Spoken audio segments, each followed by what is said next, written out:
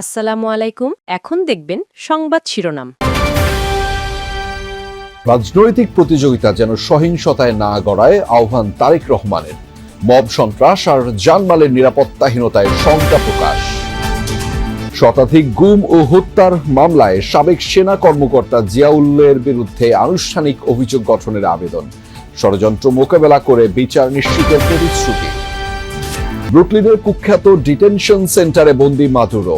Operation absolute রিজলভে প্রাণহানির খবর। সড়ক আটকে আন্দোলনরত মোবাইল ব্যবসায়ীদের উপর লাঠিচার্জ, টিয়ার শেল নিক্ষেপ। নিরাপত্তার স্বার্থেই চালু থাকবে NEIR পদ্ধতি। এতক্ষণ দেখছিলেন সংবাদ শিরোনাম, এখন দেখবেন বিস্তারিত। রাজনৈতিক প্রতিযোগিতা থাকলেও তা যেন কোনোভাবেই সহিংসতায় না গড়ায়, এই আহ্বান জানিয়েছেন বিএনপির ভারপ্রাপ্ত চেয়ারম্যান তারেক রহমান। দুপুরে গুলশান কার্যালয়ে বিপ্লবী ওয়ার্কার্স পার্টির সাধারণ সম্পাদক সাইফুল হকের সাথে সৌজন্য সাক্ষাৎ করেন তিনি। এ সময় তারেক রহমান বলেন, দলগুলোর মধ্যে যেন কোনো বিভাজন তৈরি না হয় সে বিষয়ে সতর্ক থাকতে হবে। তারেক রহমানের সাথে সাক্ষাতের আগে বেগম খালেদা জিয়ার জন্য বিএনপির পক্ষ থেকে খোলা শোক বইয়ের স্বাক্ষর করেন বিপ্লবী ওয়ার্কার্স পার্টির সাধারণ সম্পাদক। পরে তিনি জানিয়েছেন, মব সন্ত্রাস ও জনগণের জানমালের নিরাপত্তাহীনতা নিয়েও শঙ্কিত তারেক রহমান। মানুষের মধ্যে শান্তি সৌহার্দ্য সৃষ্টির বার্তা দিয়েছেন তিনি। দেশকে ঐক্য ও সংহতির দিকে এগিয়ে নিয়ে যাওয়ার কথাও বলেছেন তারেক রহমান। সাইফুল হক জানিয়েছেন, আলোচনায় আগামী নির্বাচনের মধ্য দিয়ে বাংলাদেশে গণতান্ত্রিক অভিযাত্রা নিশ্চিতের তাগিদ দেয়া হয়েছে। কথা হয়েছে ঢাকা 12 আসন সহ দেশের বিভিন্ন স্থানে তারেক রহমানের নির্বাচনী গণসংযোগে অংশ নেওয়ার বিষয়েও। তিনি বললেন যে রাজনৈতিক প্রতিযোগিতা থাকবে, বিতর্ক থাকবে, কিন্তু এটাকে কোনো ধরনের সহিংস কোনো ধরনের একটা সংস্কৃতিতে যাতে না যায়, আমরা পুরো জাতিটাকে যাতে নতুন করে কোনো বিভাজিত না করি। এটা করলে আমাদের যে সম্ভাবনা উত্তরণের জন্য সেটা কিন্তু ইতিমধ্যে অনেকখানি আমরা নষ্ট করেছি, ভবিষ্যতে এটা কিন্তু আরো নষ্ট হবে। সাবেক সেনা কর্মকর্তা জিয়াউল আহসানের বিরুদ্ধে শতাধিক ব্যক্তিকে গুম ও হত্যা মামলায় অভিযোগ গঠন করে বিচার শুরুর আবেদন করেছে প্রসিকিউশন। গাজীপুর, বরগুনার চরদুয়ানি ছাড়াও জলদস্যু দমনের নামে সুন্দরবনে কথিত বন্দুকযুদ্ধ সাজিয়ে হত্যাকাণ্ড ঘটানো হয় বলেও জানায় প্রসিকিউশন। তবে এসব অভিযোগ প্রত্যাখ্যান করেন তার আইনজীবী। এদিন জুলাই হত্যাকাণ্ডে সালমান এফ রহমান ও আনিসুল ইসলামের মামলায় আসামি পক্ষের শুনানির জন্য 6 জানুয়ারির সময় নির্ধারণ করা হয়। রোববার আওয়ামী লীগের আমলে গুম ও বিচার বহির্ভূত হত্যায় সাবেক সেনা কর্মকর্তা জিয়াউল আহসানের বিরুদ্ধে শুনানি করে রাষ্ট্রপক্ষ। গুমের পর গাজীপুর, বরগুনার পাথরঘাটার চরদুয়ানিতে ও সুন্দরবনে জলদস্যু দমনের কথিত অপারেশনের নাটক সাজিয়ে 103 জনকে হত্যার অভিযোগ আনা হয় তার বিরুদ্ধে।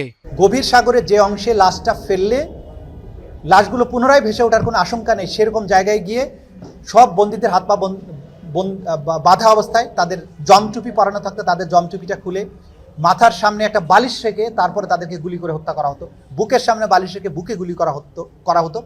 এরপরে মরে যাওয়ার সাথে সাথেই তাদের পেটটা কমান্ডো নাইফ দিয়ে চিরে ফেলা হতো, নাড়িভুড়িগুলো ফেলে দেওয়া হতো। চিফ প্রসিকিউটর বলেন, ট্রাইব্যুনালের বিচার নিয়ে যতই ষড়যন্ত্র করা হোক না কেন, দেশের মাটিতেই গুমের বিচার নিশ্চিত করা হবে। বাংলাদেশে গুমের বিচার ইনশাল্লাহ হবে, যত ষড়যন্ত্র হোক, যত ধরনের পরিকল্পনা করা হোক। আমরা বুঝতে পারছি যে তারা নানান ধরনের পরিকল্পনা মাধ্যমে বিচারটাকে পিছিয়ে দেওয়ার, বিচারটা যাতে না হয় সেই ধরনের চেষ্টা করবেন। কিন্তু আইনের হাত অনেক লম্বা, ন্যায় বিচারের ব্যাপারে রাষ্ট্র দৃঢ় প্রতিজ্ঞ, প্রসিকিউশন দৃঢ় প্রতিজ্ঞ। যুক্তরাষ্ট্রের নিউ ইয়র্কে নেওয়া হয়েছে আটককৃত ভেনেজুয়েলার প্রেসিডেন্ট নিকোলাস মাদুরোকে। ব্রুকলিনের কুখ্যাত মেট্রোপলিটন ডিটেনশন সেন্টারে রাখা হয়েছে তাকে। বিভিন্ন গণমাধ্যম মাদুরোর হাতকড়া পরা একটি ভিডিও ফুটেজও প্রকাশ করেছে।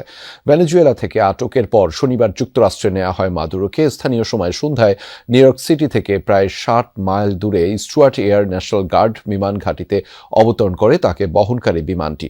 সেখান থেকে হেলিকপ্টারে ম্যানহাটনে নিয়ে যাওয়া হয় মাদুরোকে।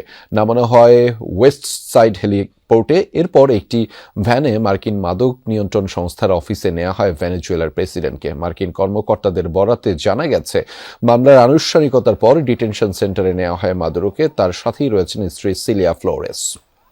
ভেনেজুয়েলায় মার্কিন হামলায় বেসামরিক নাগরিক ও সেনা সদস্য সহ কমপক্ষে 40 জন নিহত হয়েছে। এ তথ্য জানিয়েছে মার্কিন সংবাদ মাধ্যম নিউ ইয়র্ক টাইমস।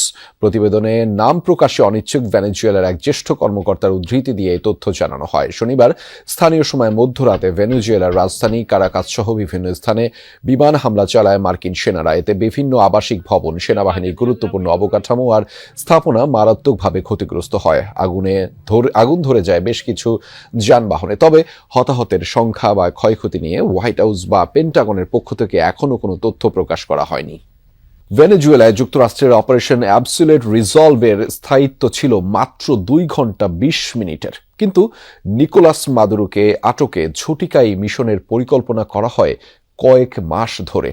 দীর্ঘদিন ধরে মাদুরোর গতিবিধি অনুসরণ করে মার্কিন গোয়েন্দারা, যাতে সহায়তা করেছে খোদ মাদুরোরই ঘনিষ্ঠ এক সহযোগী।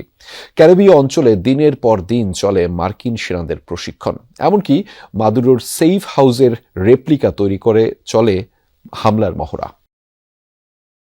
ব্যবসায়ীদের দাবি মেনে মোবাইল ফোন আমদানিতে যথেষ্ট শুল্ক কমানো হয়েছে, সুতরাং NEIR বন্ধ হবে না। গ্রাহকের নিরাপত্তায় এ পদ্ধতি সচল থাকবে। সরকারের এই দৃঢ় অবস্থানের কথা জানিয়েছেন প্রধান উপদেষ্টার বিশেষ সহকারী। এদিকে NEIR স্থগিত এবং গ্রেফতারকৃত ব্যবসায়ীদের মুক্তির দাবিতে রাজধানীর কারওয়ান বাজারে রাস্তা অবরোধ করেন মোবাইল ফোন ব্যবসায়ীরা। তার সরাতে বল প্রয়োগ করে police. National equipment identity register NEIR নিয়ে অনড় অবস্থানে সরকার। কোনো ধরনের নাশকতা বা হামলা চালিয়ে গ্রাহক বান্ধব এই পদ্ধতি বন্ধ করা যাবে না বলে সাফ জানিয়ে দিলেন প্রধান উপদেষ্টার ডাক ও টেলিযোগাযোগ বিষয়ক বিশেষ সহকারী ফয়েজ আহমেদ তৈয়ব।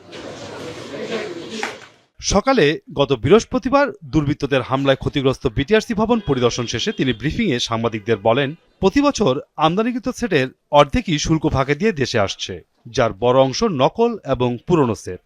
বিদেশ থেকে পুরনো ফোন কয়েক ডলারে কিনে এনে নতুন হিসাবে কেসিং পরিবর্তন করে, স্ক্রিন পরিবর্তন করে, চীন থেকে বা ইন্ডিয়া থেকে বক্স অর্ডার দিয়ে এনে যে বিক্রির জালিয়াতি, এই জালিয়াতিটাকে আমরা আমাদের মানুষকে মুক্ত করতে চাই। ব্যবসায়ীদের দাবি মেনে মোবাইল ফোন আমদানিতে যথেষ্ট শুল্ক কমানো হয়েছে বলে জানান বিশেষ সহকারী। এই মুহূর্তে NEIR সচল আছে। যেহেতু আমাদের প্রতিশ্রুতি ছিল যে আমরা শুল্ক কমাতে সক্ষম হলে আমরা NEIR চালু করব, যেহেতু আমরা শুল্ক কমাতে পেরেছি সেজন্য এখন থেকে NEIR চালু থাকবে। আমাদের ডিভাইসের নিরাপত্তা লাগবে।